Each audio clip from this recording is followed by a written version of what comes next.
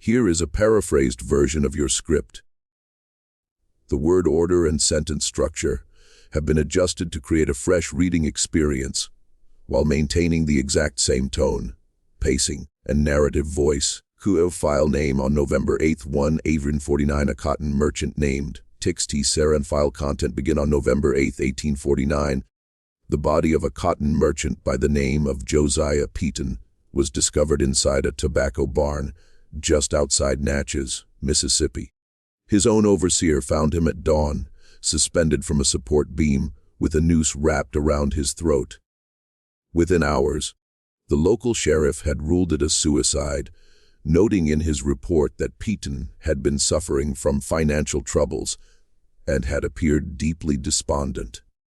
The case was closed, the body was interred, and life resumed its course.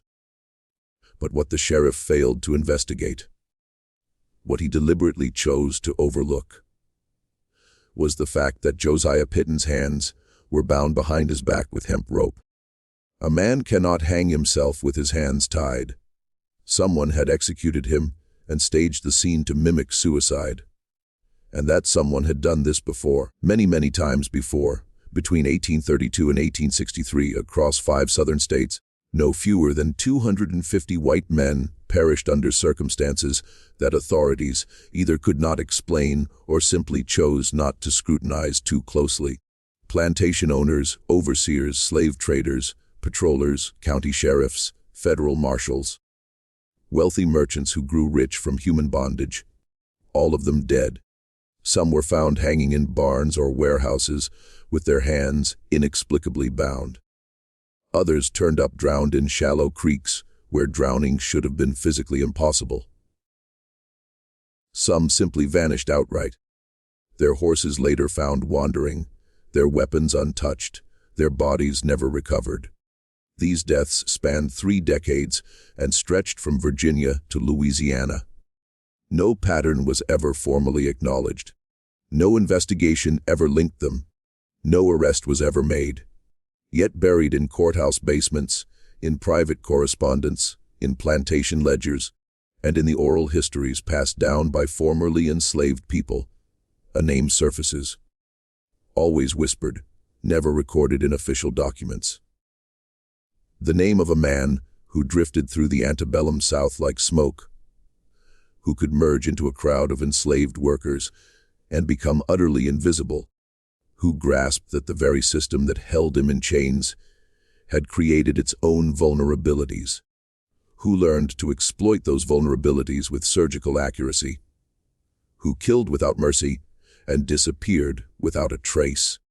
They called him Moses, not because he led people to freedom, though some say he did that as well, but because, like the biblical Moses, he was the angel of death passing through Egypt, and every firstborn son of the pharaohs fell.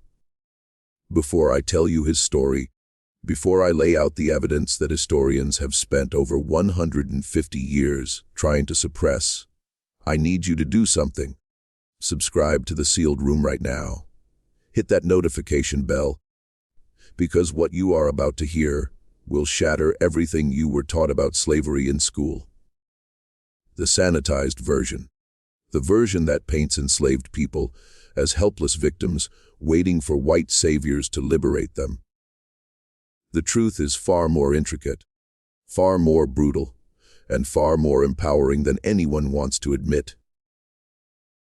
Drop a comment letting me know which state you're watching from, and let's begin. This narrative does not start with violence but with a sale. August 17, 1832. The slave market in Richmond, Virginia. A humid morning, the air so thick it felt suffocating, the stench of unwashed bodies mingling with the reek of fear. On the auction block stood a man of about 28 years, identified in the auctioneer's ledger simply as Daniel. Prime field hand, strong back, no defects. Some resistance noted. That last phrase should have been a warning, resistance noted. But the buyer, a tobacco plantation owner named Marcus Whitfield, saw only a powerful physique and paid $950 for the man, taking him in chains to a plantation 40 miles west of Richmond. The estate was called Ashford. It sprawled across 200 acres of prime tobacco land, worked by 180 enslaved people under the supervision of 7 overseers who ruled through systematic terror. Whitfield himself rarely interfered in daily operations. He lived in the main house, managed his accounts, entertained guests, and allowed his overseers to handle the brutal machinery of forced labor. He considered himself a businessman, not a slaver. He was mistaken on both counts. The man purchased as Daniel arrived at Ashford on August 20th, 1832, along with 4 others from the same Richmond auction. They were processed like livestock, stripped, examined for hidden injuries, assigned numbers, given coarse clothing, and marched to the quarters, a cluster of wooden shacks behind the work buildings where enslaved families lived in conditions that would have shamed any livestock owner. Daniel was placed in the first gang, the highest tier of field workers reserved for the strongest men. The labor was punishing. Tobacco cultivation demanded constant attention. Planting, weeding, pruning, topping the plants to force energy into the leaves, harvesting, hanging the leaves in curing barns, stripping, packing. The work stretched from before sunrise to after sunset during the growing season. The overseers enforced productivity through violence. A man who worked too slowly received the whip. A man who talked back received worse. A man who tried to run and was caught suffered public punishment designed to destroy both body and spirit. For the first 3 months, Daniel did exactly what was expected. He worked in silence. He kept his eyes lowered. He ate his rations of cornmeal and fatback. He slept in his assigned spot in the quarters. He displayed no emotion, no personality, nothing that would make him memorable. To the overseers, he was just another body in the fields, indistinguishable from the dozens of other men bent over the tobacco rows. But Daniel was doing something the overseers couldn't see. He was learning. Every day, he absorbed more information, the layout of the plantation, the blind spots in the patrol routes, the schedules the overseers followed, which men drank heavily at night, and which stayed alert, where the property boundaries lay, which roads led where, how the local slave patrols operated, where the dogs were kept. He learned the sounds of Ashford, the routine noises that signaled normal operations, versus the urgent sounds that meant trouble. He learned to move without making a sound, to be present without being noticed, to fade into the background of plantation life while observing everything. And he waited. On November 23, 1832, exactly 3 months after Daniel's arrival, the first overseer died. His name was William Cobb, and he had worked at Ashford for 6 years. He was known for carrying a hickory cane that he used to strike workers across the backs of their legs. A punishment that caused intense pain, without leaving visible marks that might reduce a slave's auction value. Cobb's body was found in one of the tobacco curing barns at dawn. He had been working late the previous night, checking temperature and humidity levels in the barn where thousands of tobacco leaves hung drying on racks. The work required someone to stay through the night adjusting ventilation to maintain the delicate balance that produced quality tobacco. According to the report filed by Marcus Whitfield with the county authorities, Cobb had apparently fallen from one of the upper racks while inspecting leaves. The fall, approximately 15 feet, had broken his neck. His body lay on the dirt floor, his hickory cane beside him, his lantern still burning on a nearby hook. The plantation physician, a doctor named Hastings, who serviced several estates in the area, examined the body and confirmed death by broken neck consistent with a fall. There were bruises on Cobb's arms and torso, but Hastings attributed those to the impact. No one questioned his conclusion. Falls happened. Barns were dangerous places in the dark. Men lost their footing. Cobb was buried in the plantation cemetery. and Whitfield hired a replacement overseer within a week. What Hastings didn't note, what he chose not to inspect too closely, was that the bruises on Cobb's arms were finger-shaped, the kind of marks left by someone gripping with tremendous force, the kind that appear when someone holds you down. And he didn't examine Cobb's pockets, where a small piece of cloth had been stuffed, a piece torn from a slave's shirt. A message, though no one understood it yet. For 4 months, nothing unusual happened at Ashiford. The new overseer, a man named Peterson, settled into his duties. The tobacco was harvested, cured, and sold. Whitfield made excellent profits that season. Life continued its brutal routine. Then, on March 14, 1833, Peterson disappeared. He had left the main house after dinner, telling the other overseers he was going to check the quarters before turning in for the night. He carried a lantern and a pistol. Standard equipment.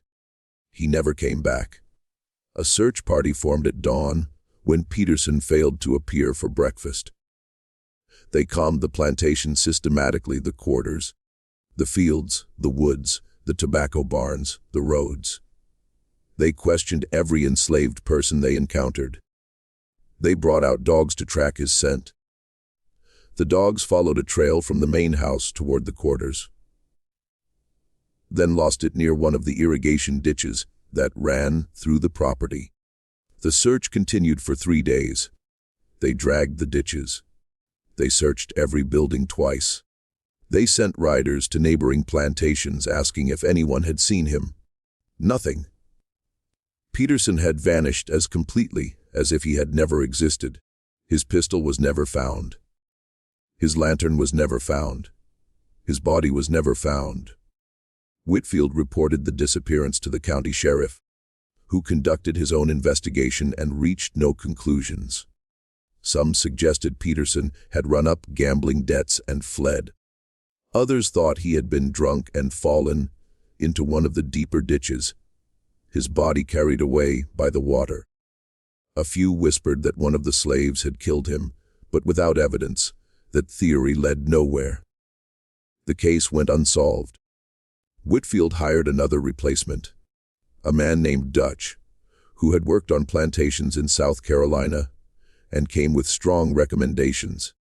But in the slave quarters, in the conversations that happened after dark, in languages and codes the overseers couldn't understand, people were talking. A woman named Sarah mentioned she had seen Daniel returning to his cabin late one night, his clothes wet, around the time Peterson had disappeared. A man named Joseph said he had noticed Daniel watching Peterson for days before the disappearance, studying his routines with unsettling focus. None of them reported these observations to the authorities.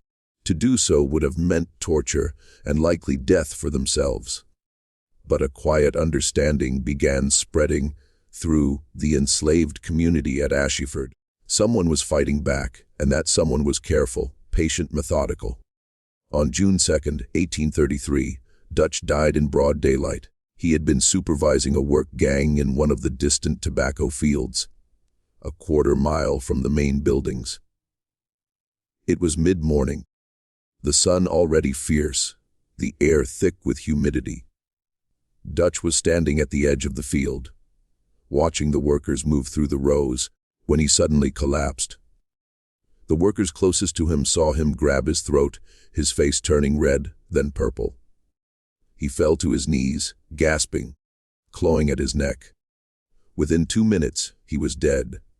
The plantation physician was summoned immediately. Hastings examined Dutch's body right there in the field, with workers standing in a loose circle watching. Hastings concluded it was heart failure, likely brought on by the heat. Dutch had been overweight. He noted he had probably been drinking. These things happened. But one of the enslaved workers, a young man named Thomas, noticed something the physician either missed or chose to ignore. Dutch's water flask, which he carried on his belt, smelled wrong. Not like water, but like something bitter, something that shouldn't be there. Thomas said nothing. He went back to work. But that night, he told others what he had observed, and the understanding deepened. This wasn't random. This wasn't accidents. This was war. A war being waged by one man who had learned that the system that enslaved him could be turned against itself. Who understood that in a world built on violence, violence could flow in both directions?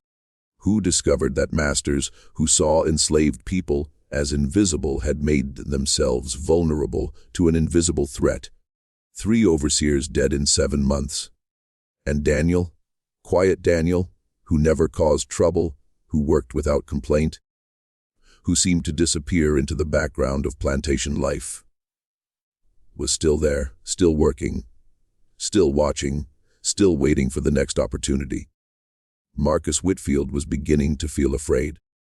He couldn't articulate why. The deaths could be explained as accidents and misfortune.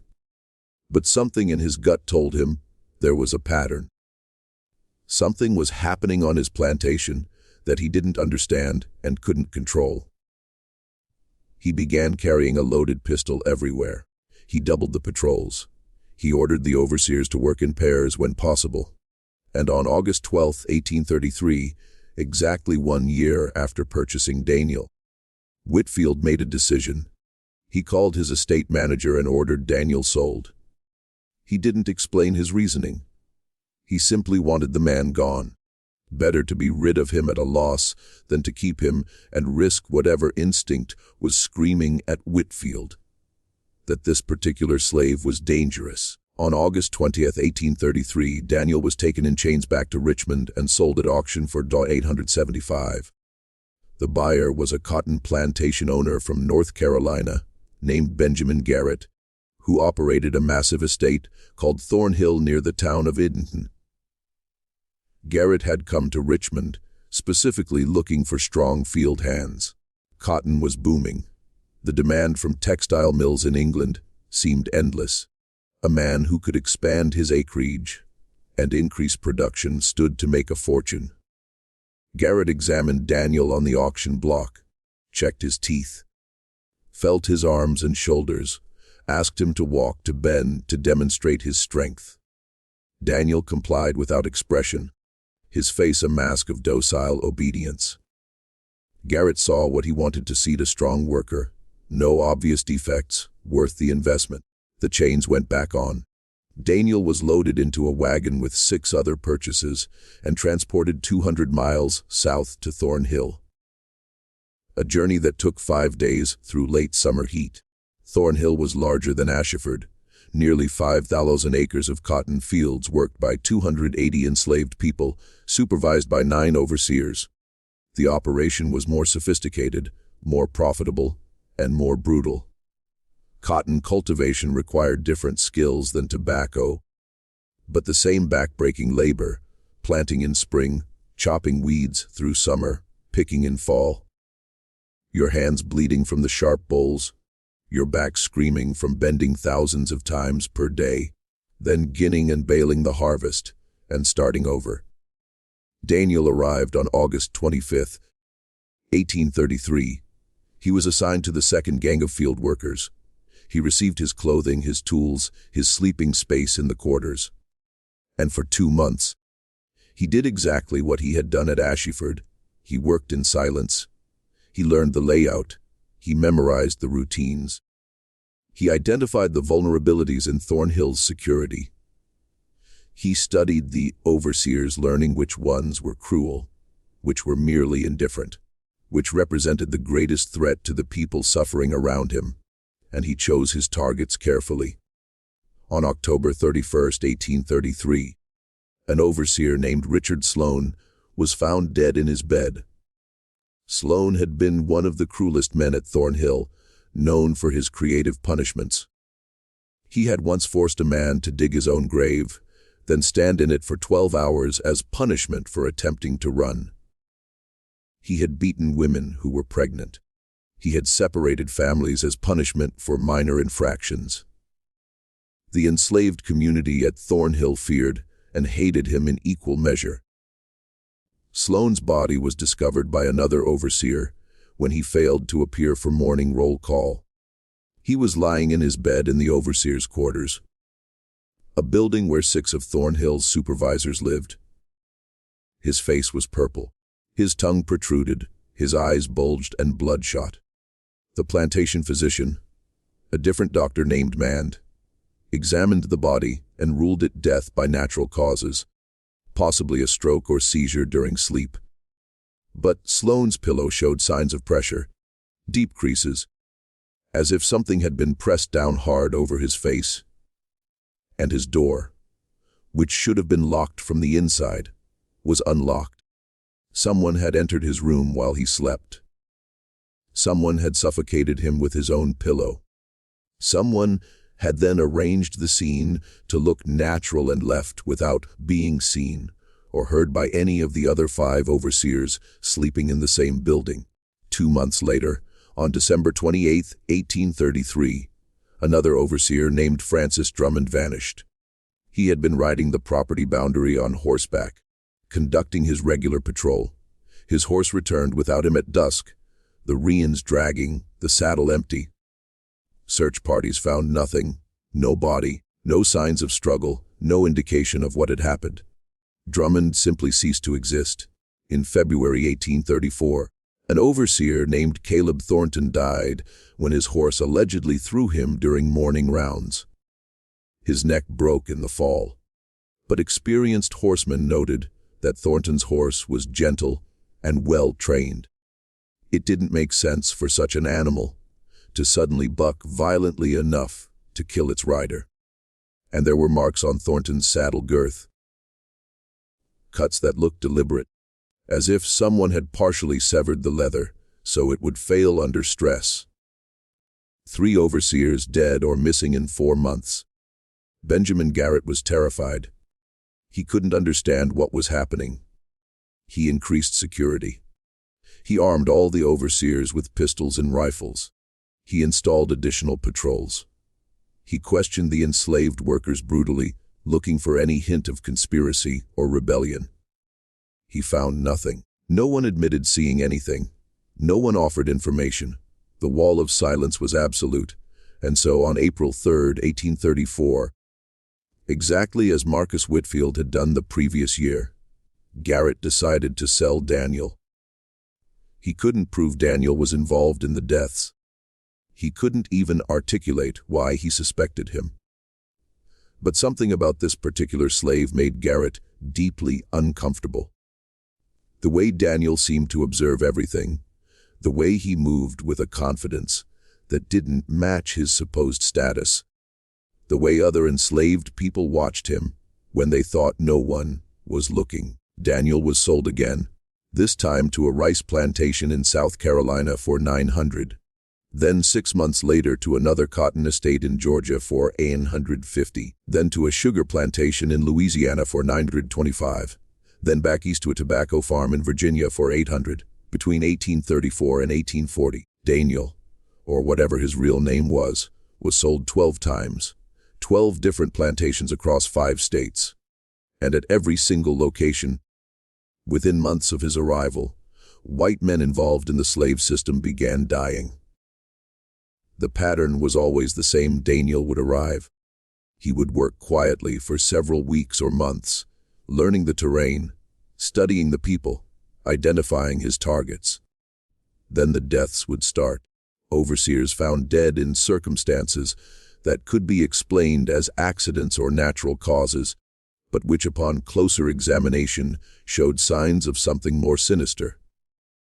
Slave catchers who disappeared while tracking runaways. Plantation managers who drowned in water that shouldn't have been deep enough. County officials who died in their sleep from unexplained causes. And always Daniel would be there, quiet, unremarkable, invisible in plain sight, until the plantation owner's nerve broke and he sold Daniel to someone else, passing the problem along, never quite admitting what he suspected, but unable to live with the fear. The enslaved communities at each plantation recognized what was happening. They understood that Daniel wasn't just killing randomly. He was executing a very specific campaign. He targeted the cruelest overseers first. The men who beat women, who separated families, who invented creative tortures, who took sadistic pleasure in their power. Then he moved to slave catchers, the professional hunters who tracked down runaways with dogs and guns and brought them back for public punishment. Then plantation managers who ran the day-to-day operations. Then merchants and traders who profited from the system. He was systematic, patient. He never took unnecessary risks. He never killed unless the opportunity was perfect. And he never, ever left evidence that could be traced back to him with certainty. Stories began spreading through the underground networks that connected enslaved people across the South. Stories about a man who moved from plantation to plantation, leaving dead white men in his wake. A man who couldn't be caught or stopped. A man who represented something the enslaved population desperately needed to believe in: the possibility of resistance, the possibility of justice, the possibility that they weren't helpless. They gave him names: Moses, the angel, the shadow, the ghost. Different communities called him different things, but the meaning was always the same. He was death to slaveholders, hope to the enslaved. By 1840, plantation owners across the Deep South were starting to notice a disturbing pattern. They met in private clubs and drawing rooms, drinking brandy and smoking cigars, discussing the problem in hushed voices. Too many overseers were dying. Too many slave catchers were disappearing. The deaths seemed to cluster around certain properties, then move to new locations, following no predictable pattern. Some of them started comparing notes. They pulled out ledgers and auction records. They traced sales and transfers. And slowly, a few of the sharper minds began to see something that made their blood run cold. There was a slave who had been sold an unusual number of times. A man who appeared in the records of multiple plantations, where unexplained deaths had occurred. A field hand who seemed unremarkable in every way except for one thing: wherever he went, white men died. But they couldn't prove it. They had no witnesses, no confession, no physical evidence. Just a pattern that might be coincidence. A series of accidents and natural deaths that happened to cluster around one particular individual's movements. In January 1841, a group of wealthy planters in Charleston, South Carolina, pooled resources and hired a private investigator, a former Pinkerton detective named Amos Fairchild, who specialized in difficult cases. They gave him access to plantation records, auction ledgers, death certificates, and court documents going back a decade. They told him to find the pattern, to identify who was responsible for the killings, and to help them stop it. Fairchild was methodical. He spent 4 months reviewing documents, interviewing plantation owners, visiting properties where deaths had occurred. He traveled from Virginia to Louisiana, following a trail of corpses and suspicious circumstances. And in May 1841, he submitted his report. The report was 47 pages long. It documented 89 deaths occurring between August 1832 and March 1841 that fit a specific profile. White men involved in the slave system. Deaths that appeared accidental or natural, but showed subtle inconsistencies. Occurring at properties where a specific enslaved man had been present or nearby. Fairchild had traced this individual through 12 sales, 14 plantations, and 5 states. He had interviewed 17 different plantation owners who had all expressed similar unease about this particular slave.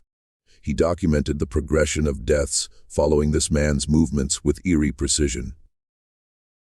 Fairchild's conclusion was stark. Gentlemen, you have been harboring a serial killer, an enslaved man of remarkable intelligence and patience who has been systematically murdering white men for nearly a decade without being caught. Based on the evidence, I estimate his actual death toll may exceed 100 individuals. He operates by learning the vulnerabilities of each property, identifying cruel or vulnerable targets, and striking when conditions are optimal. He makes deaths look accidental. He leaves minimal evidence. And he has learned that being sold from plantation to plantation actually protects him by preventing any single authority from seeing the full pattern. The report recommended immediate action. Locate the individual currently identified in records as Daniel. Though Fairchild suspected this wasn't his real name, arrest him, interrogate him. Execute him publicly as a warning to other enslaved people who might consider resistance. But there was a problem. By the time Fairchild submitted his report in May 1841, Daniel had disappeared again. His last recorded sale had been in March 1841 to a cotton plantation in Alabama. But when authorities went to that plantation to arrest him, he was gone. The plantation owner said Daniel had been there for 3 weeks, then simply vanished. One morning, he never returned from the fields. A search party found nothing. Fairchild organized a massive manhunt. He brought in slave patrols from 3 states. He offered a reward of $100,000, an enormous sum, for information leading to Daniel's capture. He distributed descriptions to every plantation, every sheriff, every slave catcher in the South. For 6 months, nothing. No sightings, no leads. Daniel had vanished into the landscape as if he had never existed. Then, in November 1841, a slave trader named Horace Bentley was found dead in a warehouse in Mobile, Alabama, where he kept enslaved people before shipping them to auction. Bentley had been strangled with a length of chain. The warehouse had been locked from the inside. There were no witnesses, and 20 enslaved people who had been shackled in the warehouse were found unchained and gone, vanished into the night.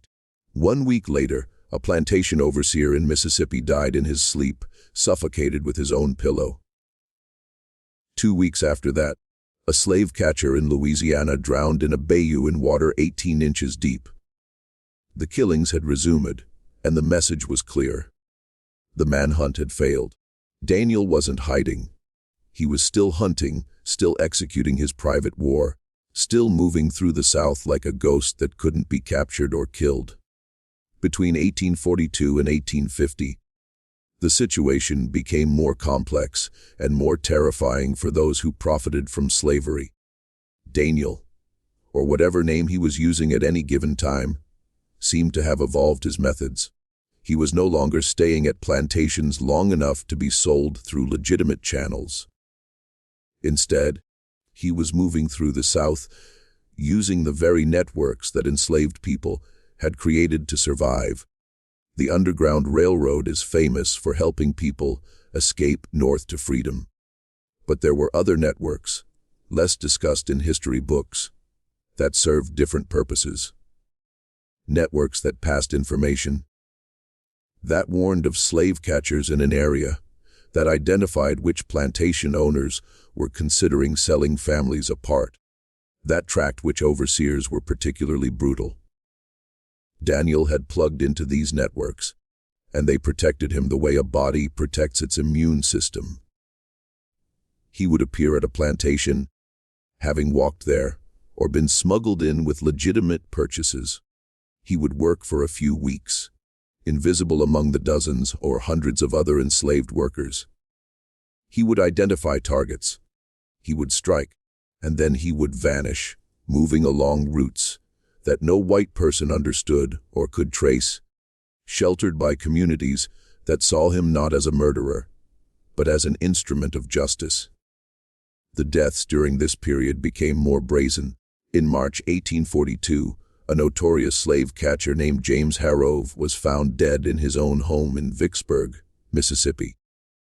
Someone had entered while he slept, slit his throat with surgical precision, and left without waking his wife sleeping beside him.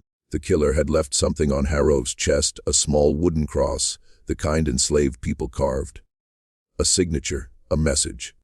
In July 1843, a plantation owner named Silas Blackwood known for his exceptional cruelty, was killed in broad daylight at a county fair in Georgia. Blackwood was walking through the crowded fairgrounds when he suddenly collapsed. A knife wound in his back, so precisely placed it had pierced his heart instantly. By the time people realized what had happened, the killer had disappeared into the crowd. Witnesses gave dozens of different descriptions. None were useful. It was as if the attacker had been invisible. In December 1844, an entire slave patrol, 4 armed men on horseback, disappeared while tracking a runaway in the swamps of Louisiana. Their horses were found 3 days later, wandering loose. Their bodies were never recovered. The swamps had swallowed them completely. Authorities were desperate. The manhunt that had failed in 1841 was renewed with greater resources. Amos Fairchild, the detective, was hired again. This time he brought a team of trained investigators. They established a network of informants. They offered increasingly large rewards for information. They tortured enslaved people suspected of helping the killer. They executed several people publicly as warnings to others who might be protecting him. None of it worked. The wall of silence held. Even under the most brutal interrogation, even facing death, not a single enslaved person gave up information that led to Daniel's capture. Some died without speaking. Others gave false information that sent investigators in wrong directions. The solidarity was absolute, and it spoke to something that terrified slave owners more than the deaths themselves. It meant their system had a fundamental vulnerability they couldn't fix. They had built their world on the premise that enslaved people were property, inferior, broken, incapable of organized resistance. But Daniel's campaign proved otherwise. It proved that enslaved people could organize, could keep secrets, could wage war against their oppressors. And if one man could kill over 100 white men in a decade without being caught, what did that say about the security of the entire system? Plantation owners started sleeping with loaded weapons. Some built fortified bedrooms with locks and bars. Others hired private guards to patrol their homes at night. The psychological impact was profound. These were men who had felt invulnerable, who had wielded absolute power over hundreds of human beings. Now they were afraid. They were looking over their shoulders. They were questioning whether the quiet slave working their fields might be the angel of death, waiting for the right moment. In 1846, something remarkable happened. A Presbyterian minister named Reverend Thomas Ashford, who owned a small plantation in South Carolina, published a letter in several Southern newspapers. The letter was titled, "A Confession and Warning." In it, Ashford admitted he had been visited by someone he believed was the man they were hunting. A man who had appeared at his plantation, worked for 2 weeks, then came to Ashford's study late one night. According to Ashford, this man had sat across from him, calm and articulate, and explained his mission. He wasn't killing randomly, the man had said. He was executing justice. Every man he killed had committed acts of extreme cruelty. Every death was earned, and he would continue until the system of slavery ended, or he was killed, whichever came first. Ashford wrote that he had asked the man why he was telling him this. Why reveal himself? The man had replied that Ashford was known to treat his enslaved workers relatively humanly, that he didn't beat them excessively, that he kept families together, that he allowed them religious instruction. "I'm not here to kill you," the man had supposedly said. "I'm here to deliver a message. Change this system, or more will die. The choice is yours." Then the man had left, walking out into the night. Ashford had been so shaken he couldn't move for several minutes. By the time he had gathered his courage to call for help, the visitor had vanished.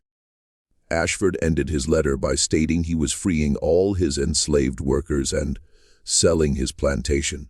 He couldn't continue participating in a system that produced such monsters on both sides. The letter caused a sensation. Some called Ashford insane. Others suggested he had fabricated the story. But many plantation owners read it with a cold recognition. They understood that the fear Ashford described was real, because they felt it themselves. The knowledge that someone might be watching them, judging them, planning their execution. Meanwhile, the death toll climbed. Fairchild's updated estimate in 1848 put the number at 187 confirmed deaths that fit the pattern, with dozens more possibles. The killings were spreading geographically, too.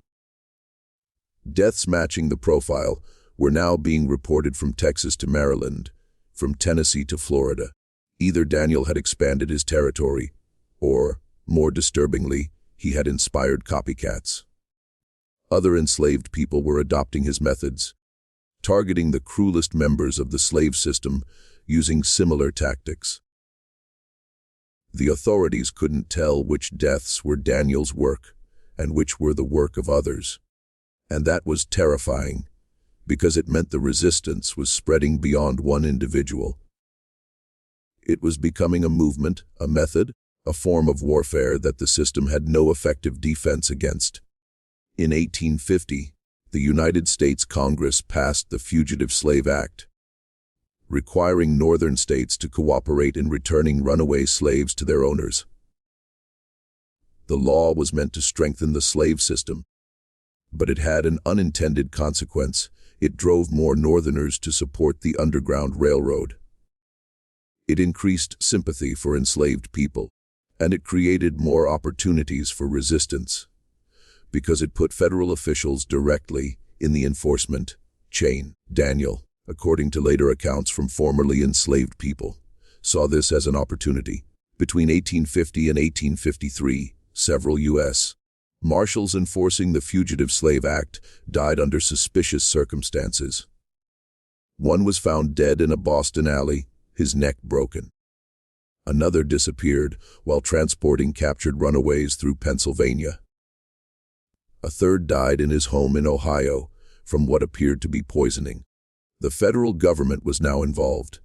This wasn't just plantation owners losing overseers. This was U.S. Marshals being killed by what amounted to a terrorist operating across state lines. The Justice Department assigned federal resources to the case. They coordinated with local authorities. They established a task force specifically targeting the individual or individuals responsible. And they failed completely. The killings continued. The pattern persisted. The resistance grew.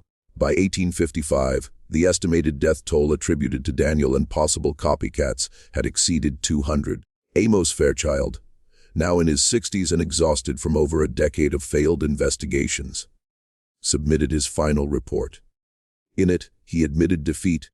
This individual, or these individuals, have created a form of warfare that our system cannot counter. They move invisibly through populations we cannot access.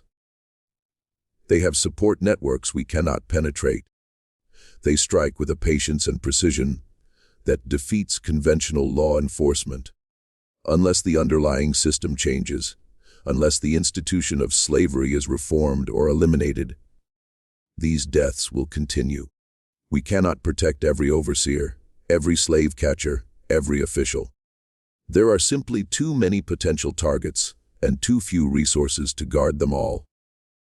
Fairchild's report was suppressed. Publishing it would have admitted that the slave system was fundamentally vulnerable, that white authorities couldn't protect white men from enslaved resistance. Such an admission would have caused panic and potentially inspired more resistance. But privately, many plantation owners read the report and understood its implications. Some began treating their enslaved workers less harshly, hoping that moderation might protect them. Others doubled down on brutality, believing that only through overwhelming force could they maintain control. Neither approach solved the problem, and then, in 1857, something unexpected happened. The killing stopped, not gradually, but suddenly. For months, no deaths matching the profile were reported. The man they had been hunting, the ghost who had terrorized the South for a quarter century, seemed to have vanished. Some believed he had died after 25 years of violence and constant movement. Perhaps his body had finally given out. Perhaps he had been killed in some remote location where his body was never found. Perhaps he had achieved whatever goal he had set for himself and retired. Others believed he had escaped north, either to freedom in Canada or to continue his work in a different form. Some whispered that he had become a conductor on the Underground Railroad, using his skills to help others escape rather than to kill. But a few, particularly in the enslaved communities that had sheltered and protected him for decades, believed something different. They believed he was preparing for something larger. They believed he saw what was coming before anyone else did. The nation was splitting apart. The debate over slavery had reached a crisis point. Several southern states were threatening secession if a Republican president was elected. War was coming, a war that would determine whether slavery continued or ended. And some believed that the man they called Moses was positioning himself for that war, preparing to continue his mission on a much larger scale. On November 6, 1860, Abraham Lincoln was elected President of the United States. Within weeks, South Carolina seceded from the Union. 6 more states followed. In April 1861, Confederate forces fired on Fort Sumter, and the Civil War began. 4 years of slaughter followed. Over 600 Zarallos and men died in battles from Gettysburg to Shiloh, from Antietam to Chickamauga. The South was devastated. The institution of slavery was destroyed. And in the chaos of war, in the massive movement of armies and refugees and escaped slaves, individual deaths became impossible to track. But there are stories, fragmentary accounts from former slaves interviewed decades later, Confederate military correspondence preserved in archives, newspaper reports from occupied territories. And these stories suggest that during the Civil War, the pattern continued. Confederate officers dying in their tents from unexplained causes. Slave catchers operating behind Confederate lines found dead in circumstances that defied explanation.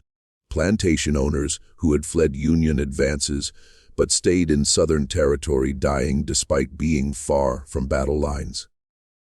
The deaths were attributed to the chaos of war, to guerrilla fighters, to deserters and outlaws. No one connected them to a pattern, because everyone was too busy surviving the largest war the nation had ever fought. In 1863, a Union officer named Colonel William Brennan wrote a dispatch from occupied New Orleans that was filed away in military archives and forgotten for over a century. The dispatch described what Brennan called a peculiar phenomenon occurring in areas of Louisiana under Union control. Confederate sympathizers, particularly former plantation owners and overseers who had remained in occupied territory, were dying at an unusual rate, not from combat, Brennan noted, but from accidents, illnesses, and unexplained circumstances.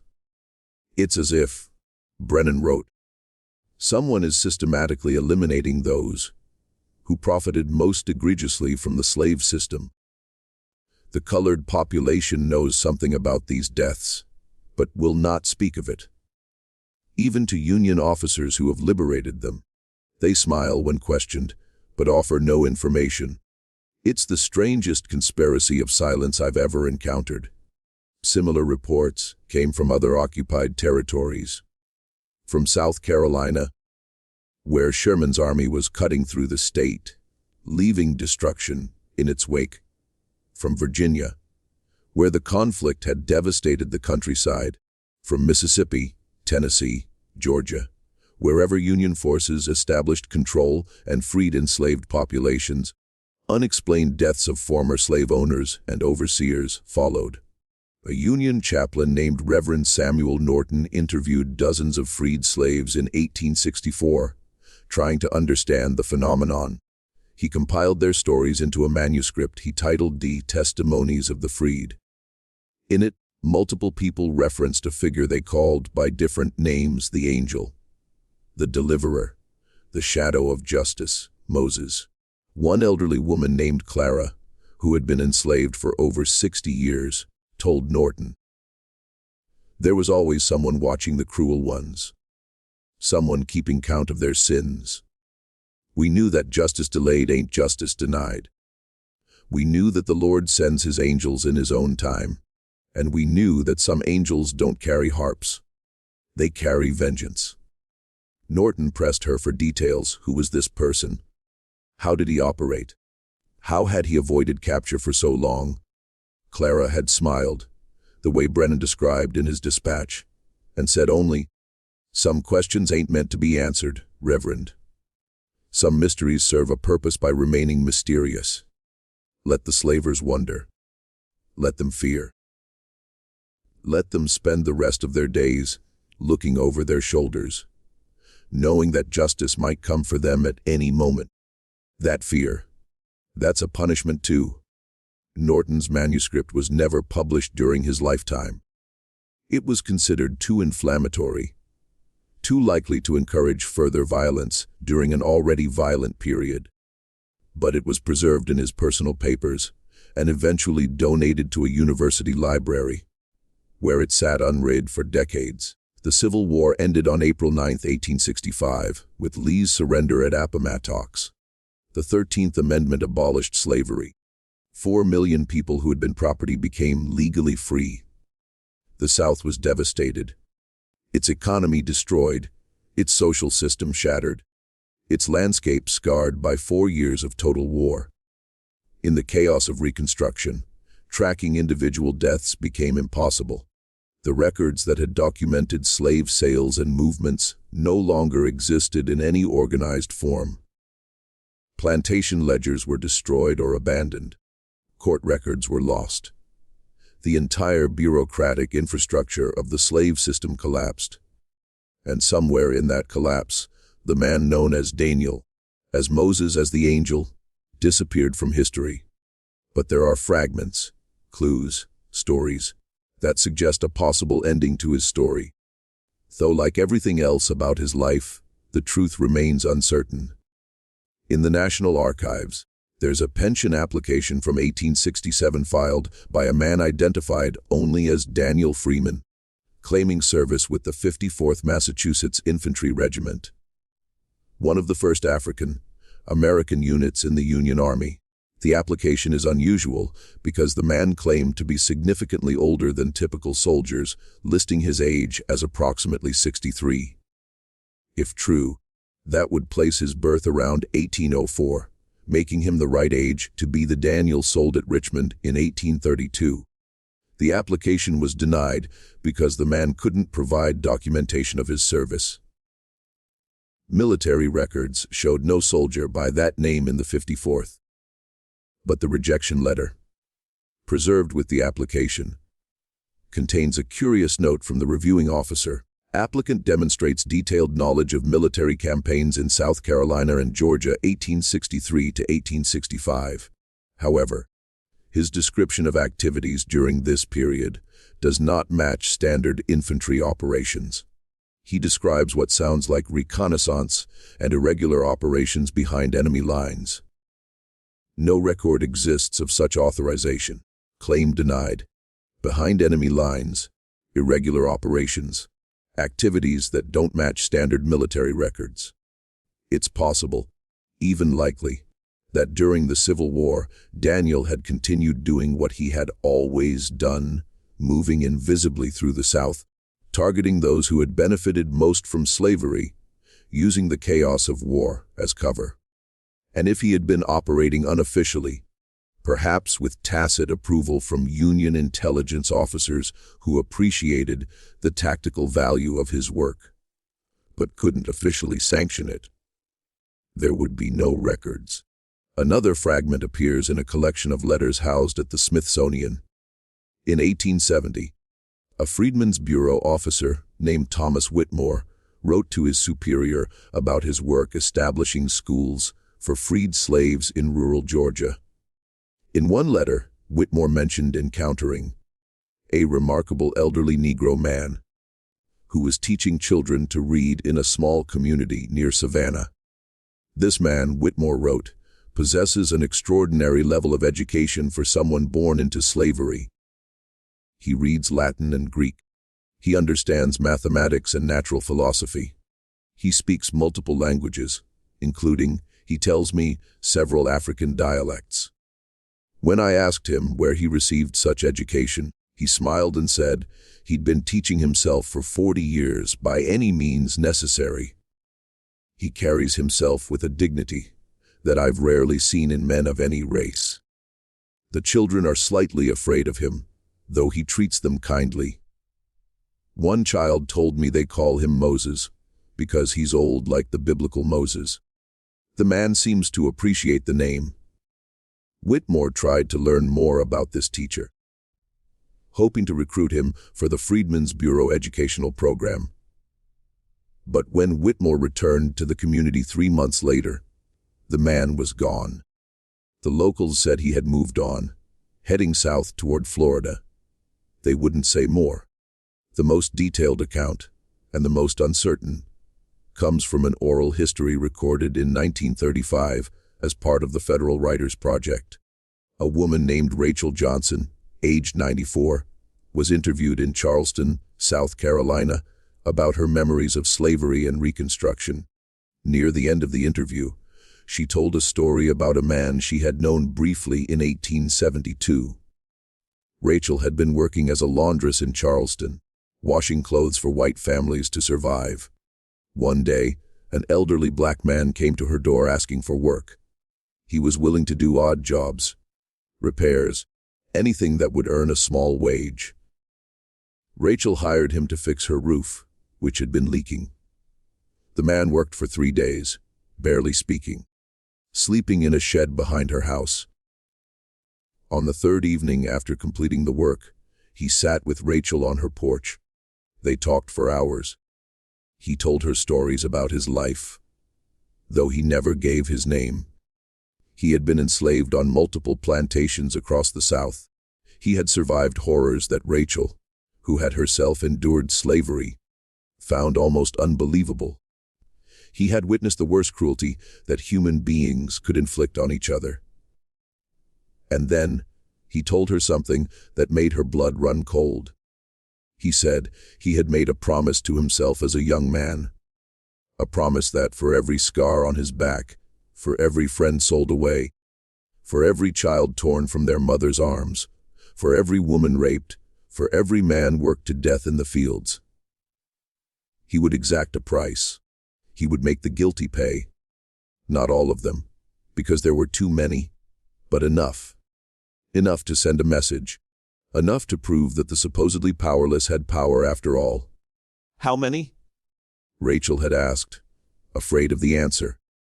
The old man had looked at her with eyes that seemed to contain depths of pain, and resolved that no person should have to carry. I stopped counting after 200, he said quietly. The number didn't matter anymore. The principle did. Rachel asked if he felt any guilt, any remorse, for the lives he had taken. The old man considered the question seriously before answering. I feel grief, he said. Grief for what I was forced to become. Grief for a life spent in violence when I would have preferred peace. But guilt? No. Because every man I killed had blood on his hands. Every one had participated enthusiastically in a system built on torture and murder. Every one had choices, and chose cruelty.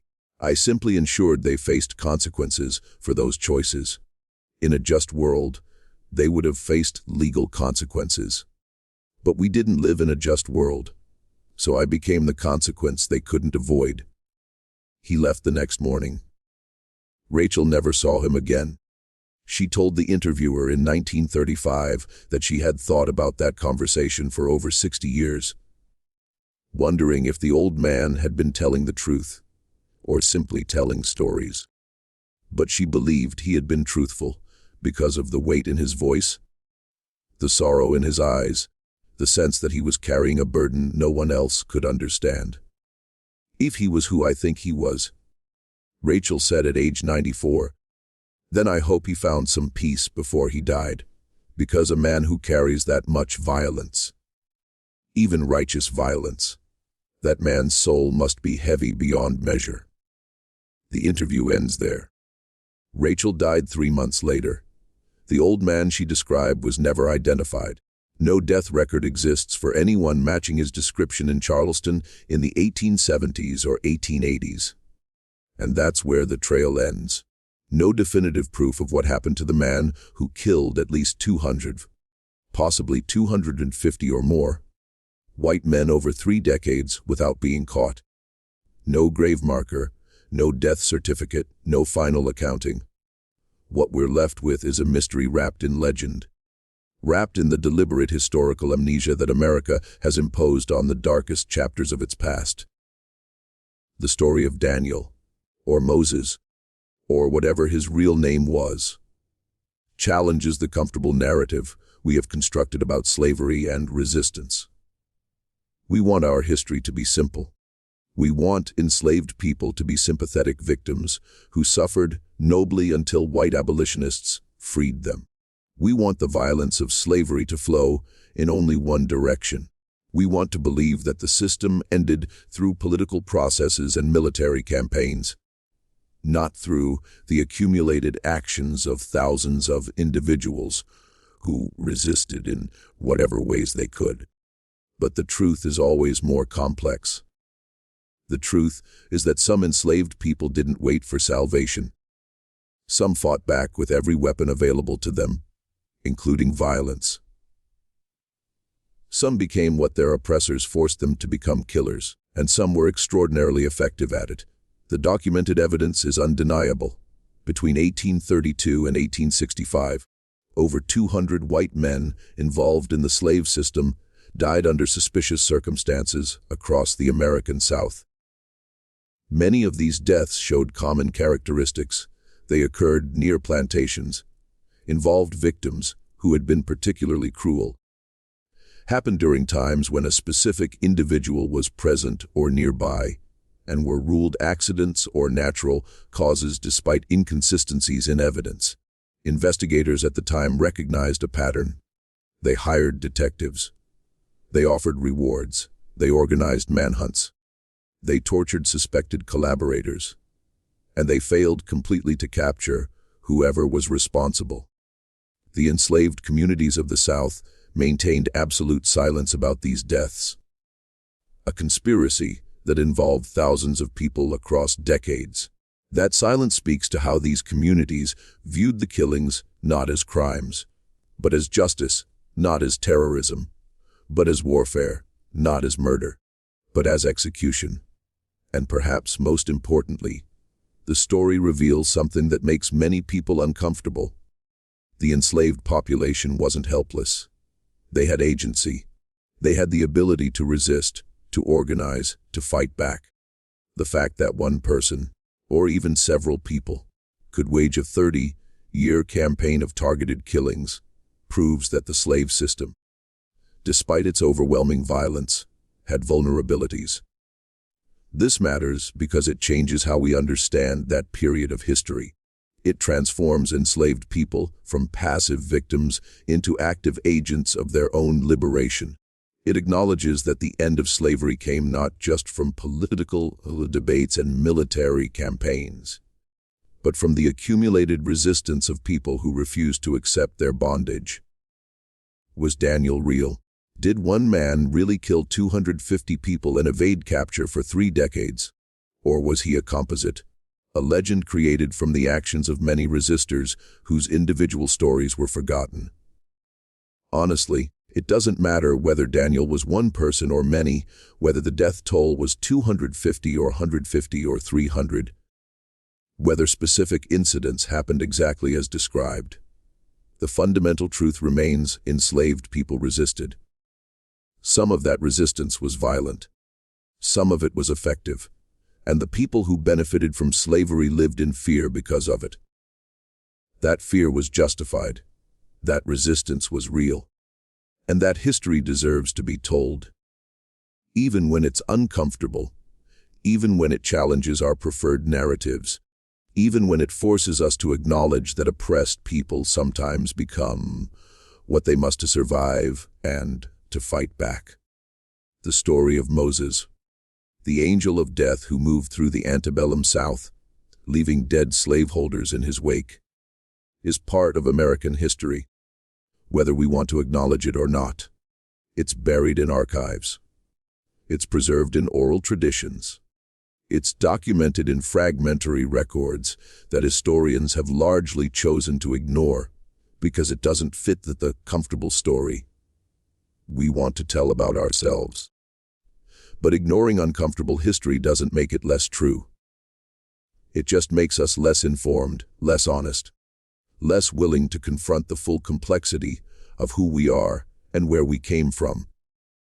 So let me ask you this. Do you believe one man could have done this? Could someone with the right combination of intelligence, patience, skill, and absolute commitment wage a 30-year war against a system that enslaved millions? Could the enslaved communities of the South really maintain that level of secrecy across decades? Could someone kill 250 people and never be caught despite massive investigations? Or is this a myth? A story created to give hope to the hopeless? A legend that communities told themselves because they needed to believe resistance was possible? What do you think happened to Daniel after the Civil War? Did he die quietly in some freedman settlement, his identity never revealed? Did he continue his work during Reconstruction, targeting the former slaveholders who tried to reimpose their control? Or did he escape to some other life? Perhaps teaching children to read, perhaps finally finding peace after decades of violence. Tell me in the comments what you believe. And if you think this story deserves to be heard, that this hidden history needs to be brought into the light, then share this video, because there are dozens, maybe hundreds, of stories like this buried in archives and preserved in oral traditions. Stories of resistance that don't make it into textbooks. Stories that challenge our comfortable narratives. Stories that reveal the full, complex, violent, inspiring truth of how America really became America.